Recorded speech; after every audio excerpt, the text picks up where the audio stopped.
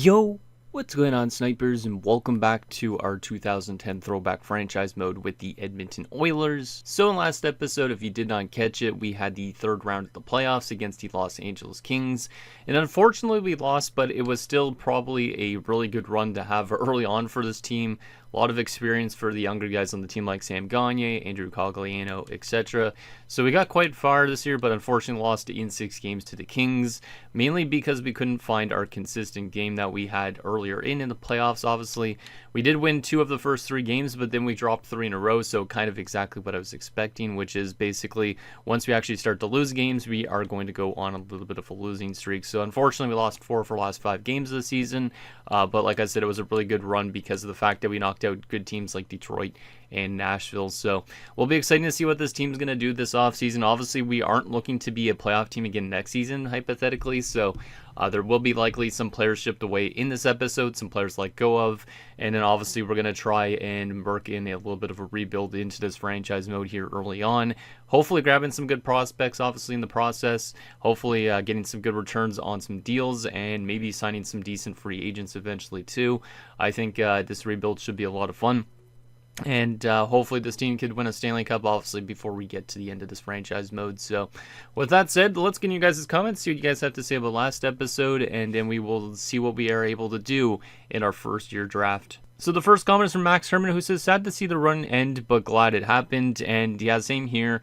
Obviously, it kind of sucks that we went out in the conference finals because we went as far as we did. I was kind of maybe hoping we'd get to the cup finals because of that, but at least it still happened. So like I was mentioning earlier, at least it gives some of the younger guys that should be here for a while some playoff experience, because we do have guys like Gagner, Cogliano, Brule, those type of guys I might not want to get rid of for a while. So I'm kind of glad that we gave them some playoff experience. Also maybe Ladislav Schmid, those type of dudes. O'Sullivan's one of these guys that I'm not too sure still if he's in the long-term picture or not, but at least a lot of these guys got playoff experience. Al Shemsky as well.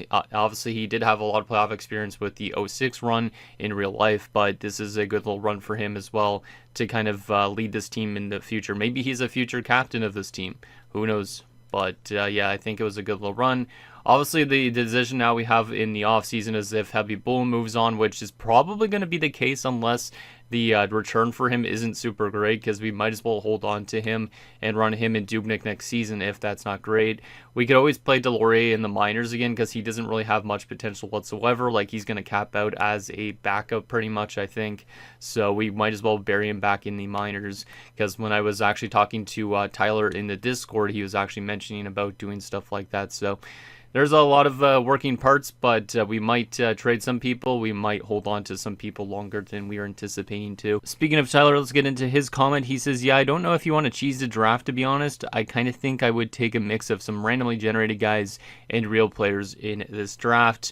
And yeah, I think that's what we might end up doing, to be honest, as well as actually just like we might take some randomly generated guys, not everybody that was in the obviously 2010 class, because I kind of want to have other teams in the league getting some good steals. So, for instance, like Evgeny Kuznetsov, who we were looking at, maybe I'll let him go to a different team instead, just because it'd be kind of interesting to see where he ends up. Same goes with like Zach Hyman and stuff like that. If they're right around our draft spot, maybe I'd take them.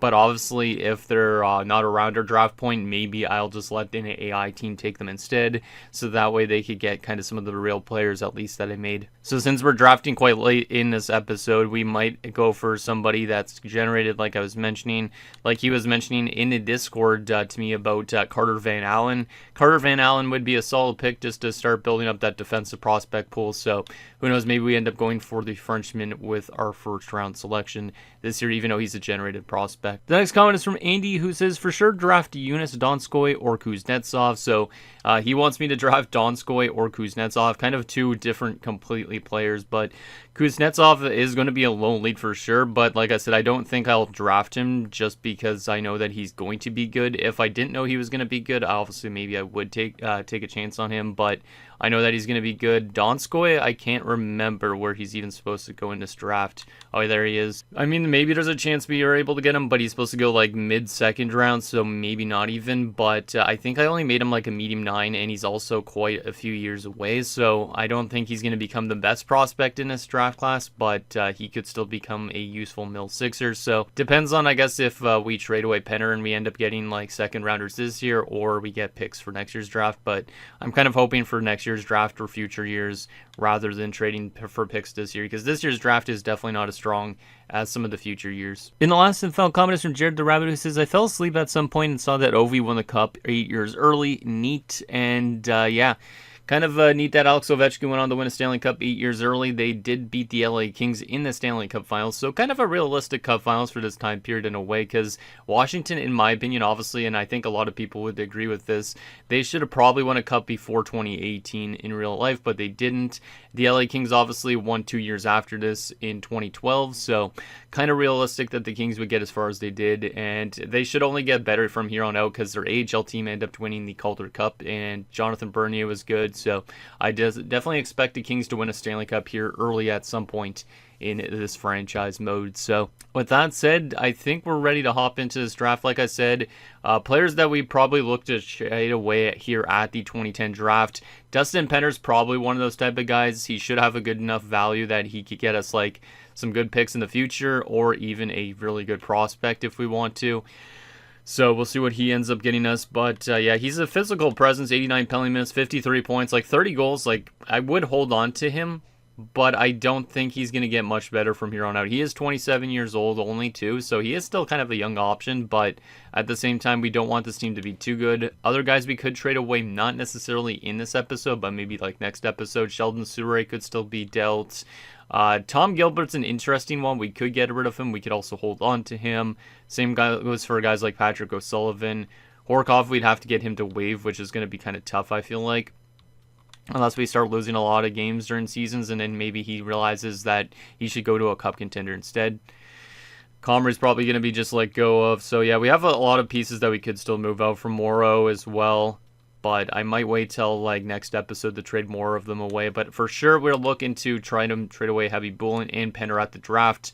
If Heavy Bullen doesn't fetch a good return, we might hold on to him and just put Delorier in the AHL. Or we could even run Delorier and Dubnyk in the NHL and just get rid of Heavy Bullen altogether. Not too sure. But Penner's for sure is probably somebody we'll look to flip here right as soon as we get into this draft. So with that said, let's get into the 2010 NHL draft and see what we're able to pick up. And also we'll take obviously a look at what AI teams are drafting as well, just because obviously there's a lot of generated prospects and real prospects I made in this draft class that are quite intriguing. And then obviously we'll see, like, I guess technically if any players went to their actual teams or not, that could be a possibility, which is kind of cool. So we'll also take a look at trades and stuff like that after this draft as well, just to see if there was any trades involving any key players. All right, so I don't think we're going to move up in this draft class, but let's go to find trade and see what the trade results are for somebody like Penner. He has good value. And on an open block, the only two picks we're getting, or two trades we're getting offered, 17th this year and a second rounder from the Canes, or 2 second rounders in Kyle Comiskey. The early second rounder would net us either probably Kuznetsov or Hyman from Colorado, which I don't really know if I wanted kind of cheese to get somebody like that. Like I said, that pick's 33rd overall. That one's next year's pick. And Kyle Comiskey's not really that bad. Doesn't have much potential, but he's a good young offensive defenseman. He had at one point the quickest overtime goal in NHL history, I'm pretty sure. Did he play any games last season? No, he was just a healthy scratch all year round for the Avs.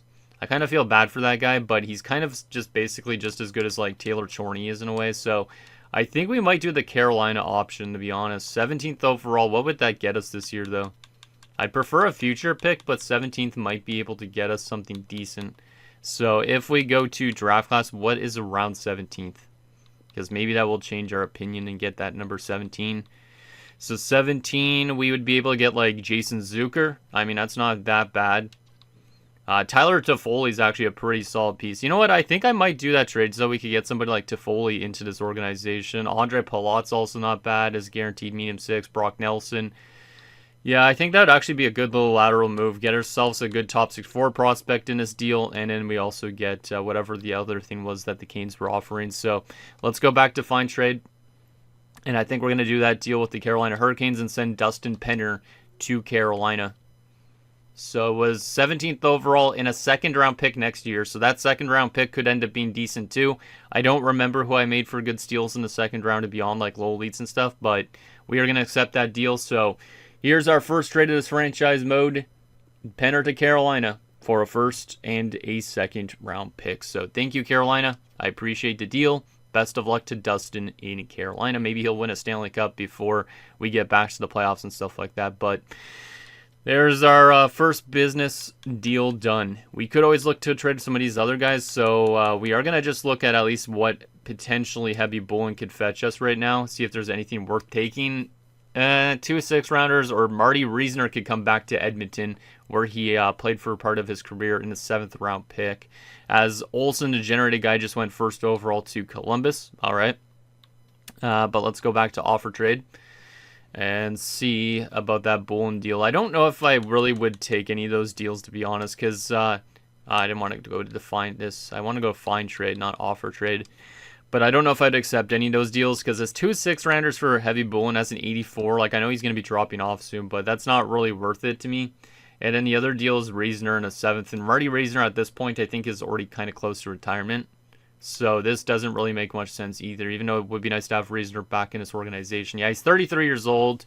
He's not a bad bottom 6 option / depth forward, but I just don't think there's any use for him. And then a 7th round pick's not going to net us too much, to be honest. So I think for now we're going to hold on to the Bullen wall, but there is a chance we could look into some more deals for him eventually. And like I said, at some point maybe we run Deslauriers and Dubnyk in the NHL, but what Tyler was saying is in real life, the Edmonton Oilers actually put Deslauriers in the minors again in the prior season. So, or the season after this, I should say, the previous season. So, putting him back in the minors in this franchise mode might make a lot of sense. So, we'll probably run Dubnyk and Heavy Bullen for at least a season. And then hopefully the Bullen wall retires relatively soon so we can get rid of that cap hit he has. Because that's the only reason I would trade him right now, is to get rid of that cap hit. Alright, so that was the first overall selection anyways, and that was the only deal we're going to make. So let's take a look at the rest of this draft in the first round, at least up to our first pick. Actually, let's just move my face down here like the playoff scenario, because that way you guys can see all this information here instead.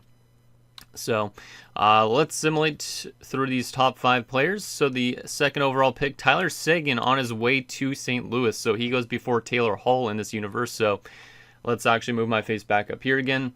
So there is Seguin on his way to the Blues. Kind of interesting. We'll see how he develops. He should develop quite well. Toronto at 3. That means they're going to get Taylor Hall.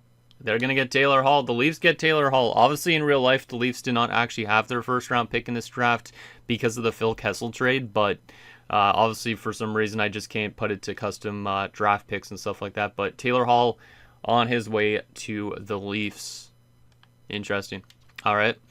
Colorado at 4. What are they going to select here? Vladimir Tarasenko going 4th overall to the Colorado Avalanche. That's a pretty good player to start building around for them. Very solid player. Obviously, he's not NHL ready yet, but he will be ready within a few seasons. So, and he is also AHL eligible too. So we'll see what Tarasenko ends up being like in this franchise mode. He should end up becoming a pretty good player. The Philadelphia Flyers at number 5. What are they going to select? Mark Stone. So there goes Mark Stone to Philadelphia. Kind of a weird one. 63 overall. I made him a power forward. Some people are like, why did you make him a power forward? And it's more because of his size. He's also, I know he's kind of like a two-way forward in real life, but that's just the way the GPT gave me it. So we'll see if he ends up becoming more of a two-way forward or a power forward, but oh well. Atlanta at number 6 is going to select Artemi Panarin. So Panarin goes also. Obviously, all 3 of these guys are a lot more out. Stone didn't make his debut till like 2013. Tarasenko till like 2014. Or 2013 actually as well, I think. Panarin wasn't all the way until like 2016, right? So there is the top 6. Let's actually simulate to our pick and we'll see what went before. Or we could take a look at that stuff after the draft. Yeah, we'll take a look at that after the draft instead. So what are we going to be able to get at 17th? As Gallagher just went to the Habs, that's actually kind of sick. So shout out to the Montreal Canadiens for drafting Brendan Gallagher in this universe. See, that's really neat. And in Granlund went to the Rangers. So what can we get with the 17th pick that we just got for the Dustin Penner deal? I feel like I want to go with Tyler Toffoli. I do like Toffoli in real life. He's a good player. Obviously, he's former 67. And he probably, I feel like I made him the best of the bunch just because I feel like he was the closest to being NHL ready. Brock Nelson's good too, but he's a little bit too far away. Brian Rust is meh. John Klingberg. Radko Gudas. I don't want to go too far down the list, to be honest. So I think we're going to go down with Tyler Toffoli as our pick for this Oilers team. It's kind of nice adding another good right winger because imagine having a top six with two good snipers like him and also Jordan Eberle. So I think that'll be good for our team. We could go with Zucker because he could play both left and right wing, but I'm going to go with Toffoli here with our first selection in this franchise mode. So welcome aboard to Toffoli. Boom. 64 overall. Pretty solid. So I'll show you guys what Toffoli's looking like, just in case you guys didn't ever play this franchise mode before with my throwback rosters, but he's looking like that. Obviously more of an offensive player, good shooter. We'll see what he ends up developing like. It's going to take him a bit, but he should become something decent for us at some stage, so I like that selection. Let's assimilate to our next pick at 27th, because like I said, we won't take a look at too much what the AI is taking until the end of the draft when we go through every single round. Okay, so this next selection here, this is our original selection. I kind of want to actually maybe go for Burmistrov, but it's more because he's closer to NHL ready. Like, Van Allen's going to be a good defensive prospect. It would make sense for us to draft a D-man too at some stage, even if he's generated. There's also like good Branson who could be decent right now, but he's not going to become decent long term. And in DSP I don't really want, so I'm not going to take DSP for sure. I think it's got to be between Burmistrov and the two defensemen. Burmistrov's only a year out. I can't remember what potential I gave him. I think I might have done like medium 9 or something. Trying to think if I want Burmistrov. Because Burmistrov would be a good second line center to have behind Sam Gagner, maybe. You know what? I think I might go for... I'm going to go maybe for the generated defenseman, I think. I know Burmistrov's only a year out, but I feel like, should I take him or should I let an AI team take him? Who's picking afterwards? It's just those teams. This is a tough decision. I actually might go for Burmistrov. I was thinking of going for the generated French defenseman because we do need defensive prospects, but for right now, I think I'm going to go with Burmistrov just because I know he's 1 year out. I honestly don't remember what potential I gave him. I think it might be medium 9. It could be medium bottom 6 even. But he should be a decent enough player that he could be a part of this organization's roster and maybe outgrow whatever his potential is. Like, we could put him next to Tyler Toffoli on the line at some point, and maybe that could be a nice little second line or first line of the future. So let's go with Burmistrov with our second first-round pick here. Boom. 75 overall, medium 9. Yeah, I thought I made him a medium 9. 75 overall is pretty damn good as well, so... maybe he becomes really good. He does have X Factors, which I don't think I gave him X Factors. If I did give him X Factors, I would be surprised, but I don't think I did. So I think he generated Third Eye, Tape to Tape, and also Relentless. Definitely wouldn't have given him Relentless, though. But yeah, that's an interesting player. We'll see if he decides to play good on this organization or if he decides to go back to Russia like he did in real life. So there is Burmistrov. Let's simulate to our next pick at 57th. And obviously from here on out, we're probably just going to use our own picks and not make any other type of deals. All right, so around this point, we have Derek Forbort. Obviously not really that great of a defenseman. Solid, but nothing crazy. Physical presence in Yanni Hakanpää. Oh, wow. Hakanpää, I forgot I made him so bad right now because he's 5 years out. Emerson Edom, I know for sure, is definitely not a high elite player. I could guarantee that. Zach Hyman is still there, obviously, but I'm not going to try and reach for him right now. I feel like I want an AI team to take him anyways, just to be fun. I think I might go off the board a little bit, though, and go with Grubauer, because I know I was talking to people in the Discord again. I think we need a goalie prospect Obviously, Grubauer's 3 years out, so he's going to be like a 60-something overall. But I think we need a goalie prospect because obviously Heavy Bone's getting old. Dubnyk might not pan out fully, which is also a bit of a risk. And then Delorier is not much of anything. So adding Grubauer to this organization might not be that bad. Obviously, in real life, Grubauer's been an inconsistent goalie, but I'm pretty sure I made a medium starter in this as well. So let's go with Grubauer, give ourselves a goalie prospect to build around. Boom. 64 overall, medium starter, not bad. So we'll see how he becomes. Hopefully he becomes that future starter for us. If he doesn't, hopefully we could get ourselves an elite goalie at some point. All right, let's sim to our next pick at 87th. See if we could draft the next Sidney Crosby. Bradley Gagliardi is a generated guy. We do need defensive prospects, so maybe I'd take a low 4 here. Because at this point, we're at the worst part of the draft. Like Johan Larsson, Sam Carrick, Chris Wagner. They're not really much of anything. So going for a generated guy might be okay. Craig Cunningham. Yeah, we're at the late stages of this draft class where there's not much people left that I made. There is guys like Jack Campbell, but I don't think that's worth it. There is a medium 9 here in Dingle. Felipe Dingle. But I think I'm going to go for a defensive prospect in Gagliardi just to give ourselves a defensive prospect. So let's go for a generated prospect in not BJ Gagliardi. I was going to say BJ Gagliardi because of TJ Gagliardi, but Bradley Gagliardi from Switzerland. Boom. 63 overall, low 4. That's not too bad. Obviously not the craziest potential in the world, but a decent overall that maybe he could grow into something. So we'll see what he ends up being like. Let's simulate to our next pick at 117. Maybe we could draft Master Chief here. Whoever gets drafted here, his nickname is going to become Master Chief, if he makes it. And that guy might be Billy Vichy. Or Veshy, I should say. Might have to go for Veshy, but there's also some other guys that could be low elites, but I can't really tell. Kuparainen and also Liam Zibanejad. What a name. Who would I go with? These two guys play on the exact same team, which is kind of funny. What's your name? Roy Holland. And then there's also Calvin Pickard, which Calvin Pickard is labeled as a bust, which is kind of hilarious. So shout out to Edmonton Oilers legend Calvin Pickard. Let's go with Veshy. There is Anthony Bitetto, but Bitetto's not much either. He's also an overager. Let's go with Veshy, the Polish right defenseman.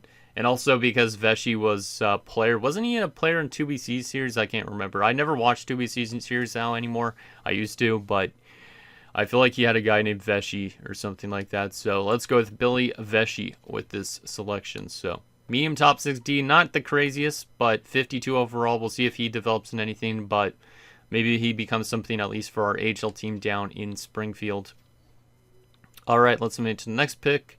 Apparently, the Atlanta Thrashers made a deal to get Martin Biron, it seems like, so we'll definitely take a look at that after this draft class.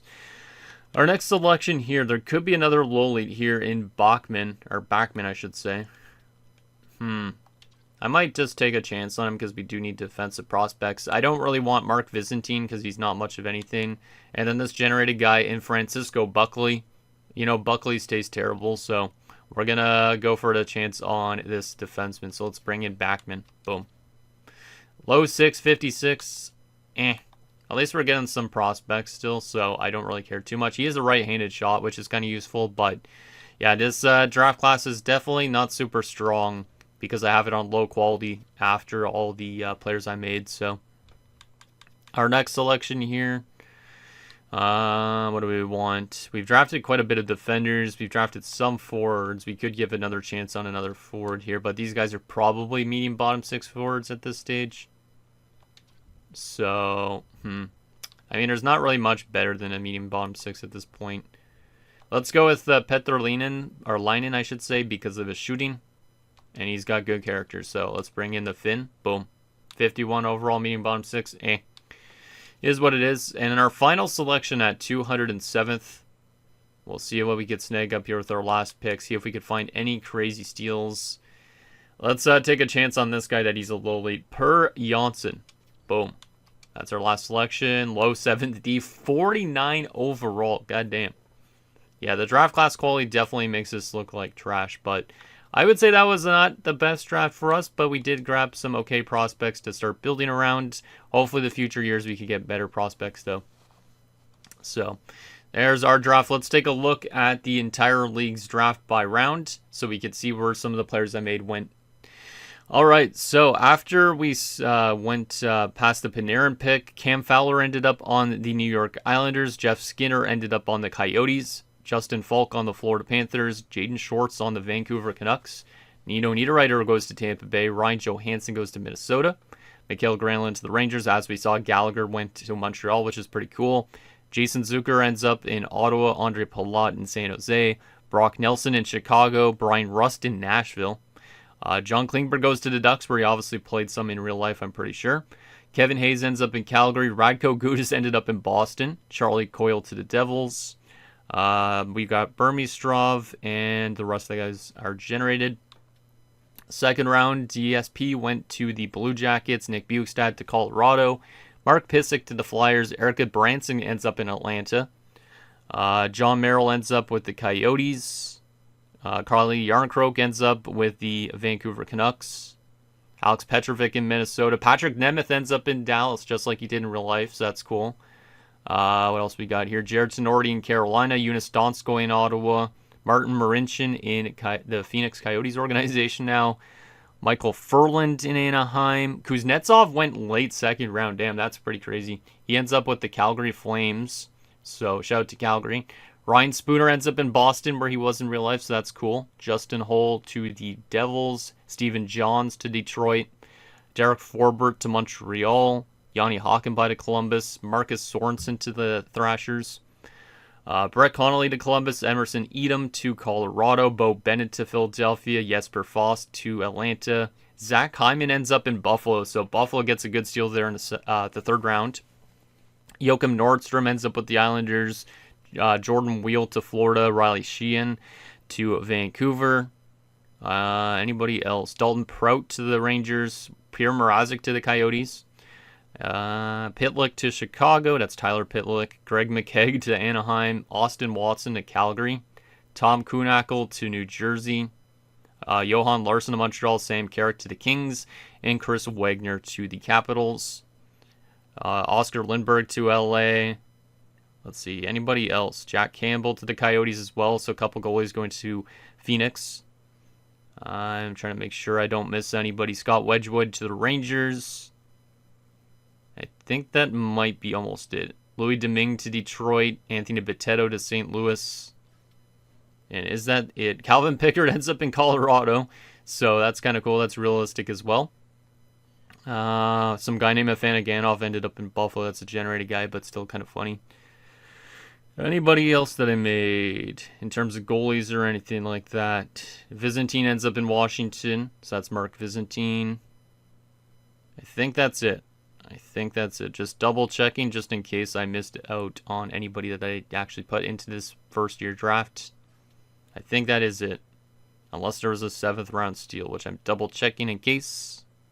Nope, that was it. So that is the 2010 NHL draft. So an interesting draft. A couple players going to teams they actually got drafted by, which is pretty damn sick. So I'll definitely take that. All right, let's advance today and get to this re-sign stage. We do got to bring back some coaches for the AHL. You know what? We're going to let those coaches go. We might make some new coaching adjustments this offseason. We also got to re-sign our scouts. Actually, we don't necessarily need to re-sign our scouts, but we probably might want to look to see if we could bring in some new scouts in the next episode as well. Redo our scouting staff. So there's that. Let's get to this re-sign stage. Actually, wait a second. Did I advance today and didn't take a look at the trade that happened with Martin Biron now? I don't think I could see it now. Oh, I can still. Okay, good. So aside from our trade, there was just a pick move where Atlanta got a second from Phoenix, which was originally Washington's, for a 3rd and a 5th. So Atlanta moved up to get a player, apparently. And then Atlanta also traded a 4th round pick to get a 4th rounder in Martin Biron. So Atlanta gets Biron from the Islanders, which means the Islanders might end up running Rick DiPietro next season, unless they have a goalie prospect that they're trying to make room for. Like, let me take a look at that for fun. So if we go to the New York Islanders, yeah, they might run Rick DiPietro as the backup behind Rolson, or Rolson gets let go of this offseason. And then Monroe is probably going to let go of. They have actually a lot of goalies, so maybe they're just making room for guys like Koskinen to get into the AHL. I honestly don't know, but good little move there. Let's get into our contracts. I guess I could have just stayed on that screen, but let's see who we have to re-sign here at this point in time. So if I go to RFAs, we might as well qualify some of these guys. Some of the AHLers don't have much potential, so I might as well free up some roster room by letting go of guys like Palkovich, for instance. Young, he's only 23. He is young, but I'm going to free up some roster room in the AHL a little bit. Wild is a 68 at 23. That's not really that bad for an AHL defenseman, so we'll hold on to Wild. Also because he shares the same first name as me, so we'll hold on to him. Also hold on to Truckno, I guess, too, for the AHL for a year. The rest of these guys probably will get qualified. I don't really need these physical guys like JF Shock too much, but I might hold on to them. Burmistrov's not AHL eligible. PayRV is AHL eligible, so we will get PayRV signed for the minors. Lander's also AHL eligible, so I might as well give him a chance. And then Toffoli and all those guys we could wait on for a little bit. So Lander and all that will join. I might have to let go of some of these UFA AHLers. Yeah, free up some room. Let's get rid of the oldest ones. So that being Chad Wiseman. We'll let go of him. And we will also let go of somebody between Menard, Freder, and Linglet. I'm going to lean towards Linglet, even though he's good. But we'll get rid of him. Jordan Eberle is also AHL eligible, I think, now. Which is good, so we'll get him signed up. Which means, actually, I'll let go of Thomas as well, since he's a right winger. Everybody else in the AHL I might hold on to, just to make sure we have a good AHL team. But let's go back to the RFAs here, and let's get these guys qualified or re-signed. JF Shock wants a two-way deal. We'll just hold on to him at that point. Marc-Antoine Pouliot's an interesting one. He wants a 2-year, two-way deal, so we don't even need to really give him too much term. Let's just give him it. We should be able to flip him at some point if we want to. Robert Nilsson, do you want a two-way contract? You do as an 80 overall. I'll take that, man. I'll take that. And yeah, with 2 years, you could take it. At least we could easily trade you away. Patrick O'Sullivan, what is he going to want? We only have $16 million in cap space, so not really a ton of money. Who's the big UFA? It's just Mike Comrie. Let's get rid of Mike Comrie. Like I said, I don't think we were going to bring him back anyways, so best of luck to Mike. Aaron Johnson is another one that I could get rid of. He's only 27, but let's just let him walk as well for the time being. Fernando Pisani is an Oilers legend at this point, but in real life he did go on to play with the Chicago Blackhawks for 2010-11, I think. So I'm leaning towards letting go of Pisani, even though he does want only $925K. So we are going to let go of Fernando Pisani, so best of luck to him. Maybe he'll become a legend in another team and win them a Stanley Cup, but we don't need him anymore. I don't really need Chris Armstrong, so we'll let go of him as well. These three AHLers, I might as well re-sign them just to keep the AHL team winning games. So Dean Arsene can come back. Colin Freder, I think his name was. Oh, Colton Freder, right. Yeah, Colton Freder. We'll bring him back. And Chris Menard will bring you back as well for Springfield. Ryan Patolny could be in our bottom six next season, maybe. So we'll hold on to him as well. So there's all that. Everybody's signed in UFAs. The big one is Patrick O'Sullivan. What do we want to do with him in terms of contract? What does he want? A 6-year deal at 3.975. I don't know about giving him 6 years in this organization. That's a long-term deal. 3.975 is pretty dirt cheap, but 6 years is a lot of term. Obviously, that's all with no clause, though, too, so he would be movable. Did just come off a 30-goal season. He is actually probably one of our best players on our team. And he's only 25. Like, he would definitely make us too good right now. But we could give him it and then just flip him away potentially at some point too. If I go down, his contract interest goes down quite a bit. But I don't want to give him any clauses involved. So you know what? We're going to give him the 6-year deal. We're going to try and talk him down a little bit here, like maybe one bar. And go 3.825 for 6 years. If he accepts it, like I said, we could still look to shop him away this offseason. Or we give him a year and see what he's like in a year. If he's not good in a year, we could always flip him away. So Even though we're technically going into more of a rebuild, he's maybe a part of the rebuild for a few years at the beginning. So let's bring back Patrick O'Sullivan if he wants to take on a contract like that. So boom. And he will accept. Okay, so Patrick O'Sullivan's on board. We have $13 million in cap space for free agency, which is actually pretty damn nice. Now, there is still a lot of moving parts that we could trade away next episode to free up more roster space, but right now, this is what the team's looking like. It's either going to be Heavy Bullen and Dubnyk, or Dubnyk and Delory as our goalies next season. We probably will end up moving Delory just down to the AHL and then doing Dubnyk and Heavy Bullen as our goalie tandem, so we don't really need a goalie. Defensively, we got Souray, Gilbert, Whitney, Smeed, Strudwick, Petrie would make it, and then Chorney would be our depth defenseman. To be honest, that's not bad. I might honestly keep that defensive core the same, unless we decide to trade on from one of these top three defensemen in Souray, Gilbert, and Whitney. Because I don't mind Petrie getting playing time next season, and then Chorney being a depth defenseman, he's not going to get much better anyways, so that might be okay already as is. From a right wing perspective, we have Hemsky. Eberle would be back in the AHL likely, so I'd have like guys like Zach Sortini probably up, maybe even Colin McDonald up. And then from a left wing perspective, we have Patrick O'Sullivan, Ethan Morrow, Robert Nilsson, and I did not mean to press B. I don't know how I just pressed B, but I accidentally did. Oops. But what I was saying also, we have Ryan Jones. I mean, we could use Liam Reddix if we want to as well, and also JF Jacques, so a lot of left wingers, not as much right wingers. These guys can play both sides, though. And at centers, we have Cogliano, Gagne. We have Horkov. We have Brule. We have Pouliot, Petolny, and that's it. Cogliano likely would be used as a winger again just because he can't win faceoffs, really. But Gagne, Horkov, and Brule definitely would be centers. Same with Pouliot. So I think we don't really need too much in free agency, but we could always bring in some pieces, or like I said, we could flip away some of the older players on this roster if we really want to find some good younger free agents. Like Ethan Morrow is going into the last year of his deal, same with Strudwick. Souray has only one extra year left. Yeah, he only has an extra year left. Horkov obviously has that no movement, so I don't know if I can move out from him. And everybody else is kind of younger on his team other than Happy Bullen, so maybe still some moves to come in next episode, but I'm not too sure if we need to do that or not. I don't want our team to be a playoff team, so we might want to look for some bad coaches in the next episode to help us tank.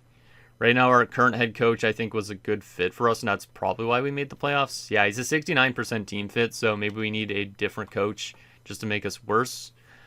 We will definitely be looking into finding ourselves some new scouts, though, I think. That's definitely something we'll look into. But let's simulate to free agency and see what's available in the first year free agents. So, is there any big names going to be available in 2010 that weren't around as a free agent in real life? So, let's do a dramatic reveal here. And let me get this over to goalies so we do not see anything going on. Let me just make sure I'm putting this to UFA. I could barely see here. There we go. That's good. Boom, and there we go. Okay, so the available free agents for goalies. If we wanted to bring in a goalie, we don't need to. But Martin Biron got dealt to Atlanta, and then Atlanta didn't re-sign him. That's interesting. So I guess the Thrashers just wanted to try and re-sign him, but they weren't able to. So Martin Biron was only Atlanta Thrasher for that draft. That's interesting. So now you know, at least if you see Martin Biron, you know that he was a Thrashers legend, even though he never got to play a single game. But aside from that, Chris Mason, Antti Niemi's headed to free agency. Wonder if he'll sign with the Sharks. But Eric Erzberg, there's some okay goalies, nothing crazy. Andrew Raycroft. I wonder where a lot of these guys are going to end up. Like, hopefully we get some crazy results with free agency, because obviously when we do these throwback franchise modes, we always like to look and see where people are signing. Terms of defenders, what are the best defensemen available? Rob Blake is heading to free agency. Okay, so the Sharks must be in a little bit of cap trouble, but Rob Blake has become a free agent. Also, Paul Martin, that's a pretty solid one. Anton Volchenkov after a brief stint in Nashville.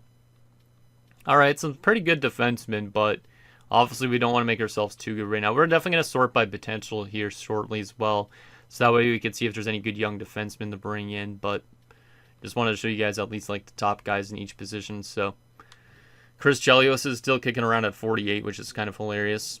From a right wing perspective, the best right wingers in free agency, Jaromir Jagr's headed back to free agency after his stint in Boston, because he did sign with Boston for year one, was almost point per game, but he was knocked out in the first round. So who knows? Maybe he'll sign in Dallas, New Jersey, some team like that. Bill Guerin's also a free agent. A lot of older type of guys. Richard Park. That's Jason Williams, I believe, right? Yeah, Jason. Couldn't know if it was Jason, Jeremy, or Justin because there's all these J. Williams. So there is that. Not a strong right wing pull after Jagr and Guerin, but it is what it is. From a left wing perspective, Chris Higgins is the best left winger available. Paul Kariya's up there at 35. Pavel Demitra. Got to save him before he goes to Locomotive. Keith Tkachuk's available. Yeah, definitely a lot of older veterans, which is not really what we're needing. But there is younger players like Nigel Dawes. But obviously, bringing in good players like that right now would probably make us into a playoff team, which we don't really necessarily want. From a center's perspective, the best center available is Robert Lang, Olli Jokinen, Todd White. Yeah, it's definitely a lot of veterans in this free agent pool. So there's all that. Let's start looking actually by potential as well here. Let me put my face back on the screen so you guys can see. But in terms of my potential, did I actually sort this by potential already? I guess I did. Is there anybody with actually good potential that's in free agency? Or are they all exact? The best is Clark MacArthur, who actually heads to free agency. A high top 9, 81 at 25. That's not bad. But literally, he would probably make us too good. There's also Gregory Campbell, who's only 26. Sean Bergenheim. So median 9s, but nothing else other than that really on offense. So not a lot of young potential players to bring in maybe. From a defensive standpoint, there's some medium 4s like Paul Ranger, but he's already 25. Gerbeshkov, who's 26. They're okay. I mean, Dennis Gerbeshkov did play with the Oilers at some points in his career. I think multiple times, actually, for that matter. Stuart and Eminger available. Shane O'Brien. And then goalie prospects, what do we got? Just Josh Harding. Just Josh Harding. Okay. And also Niemi, I guess, technically, too. And then Ranta, I mean, he has potential, but he's probably not going to reach it. Same with Scott Darling. So there is that. Let's take a look at the trading block and see if there's any interesting players on the block that we could potentially trade for. Because like I said, we could trade some good players on our roster, getting some good prospects. That definitely could be something we do in the next episode. So here is the block. So the Ducks, I mean, they have some prospects, but they're not the craziest ones. I mean, there is Peter Holland, I guess. He's okay. Same with Michael Furland. Jake Gardner's still a good prospect to trade for. Atlanta just has picks. Boston has still Tuukka Rask on the block, so we'll look into that in this episode as well, see what it costs to get Rask, but I doubt we'd have the value. Joe Colborn's available, Ryan Spooner, Nathan Gerby, Paul Byron. Yeah, there's some okay prospects, but which one of these guys is actually going to develop? And then there's some veterans too, but yeah, I don't really know if any of these guys actually develop or not because I've never simulated too far with my custom roster in this 2010 build, so I don't know if some of them just don't pan out or if some of them actually become really good. So that's at least a kind of a good thing for me. It's kind of like going in dark. So we'll see how some of these prospects develop. Like Nyquist, I don't know if he's going to develop. He's a 68 at 20, so you'd think he would, but you never know. He could end up busting out. Unless he gets dealt, maybe. Then he'll be good. Braden Shen's on the block. Dwight King. Yeah, there's definitely some prospects. But do we have the value for these type of guys? Gallagher's on the block immediately by the Habs. I was kind of hoping he'd debut with them. Alexander Radulov's on the block as an RFA. So kind of realistic there. Radulov is an interesting player. I know Tugi brought him in his Tampa series. I don't know what he would cost to bring him to this organization. Radulov doesn't really simulate fully like a sniper, is what I've realized. I've seen that he's more of a playmaker. So I feel like he'd be too much value, but the Rangers have Hagelin. Yeah, there's definitely some okay guys to bring in. Chris Kelly's 29 years old at this point. Damn, man. Mike Fisher. Shout out to those two guys. Philadelphia has nothing. The Coyotes, bunch of defensemen, and Taylor Pyatt. Pittsburgh has some prospects, but not great ones. San Jose has Palat on the block. Fraser McLaren's still on the block. It would be fun to have another enforcer on this team, but we already have Stortini, we have JF Jacques. Like, I don't need to necessarily make a full team of enforcers, even though you probably could get close to it. Even though I don't think I have any enforcer defensemen in this build. Hodgson's on the block. Huh. Yeah, I don't know how guys like Hodgson, who's medium 9, develop in this type of thing, but we'll see if we end up trading for stuff like that. So let's take a look one last time at Find Trade here. Let's go to Heavy Bullen as well and see if Heavy Bullen would catch us anything interesting. So Heavy Bullen right now in the offseason would catch us a 4th round pick or a 4th round pick. I don't know if that's still worth it or not. We'd either get a 4th from Atlanta or a 4th from St. Louis. So if we want to trade Bullenwall, we can still, but I'm honestly leaning towards holding on to him this season.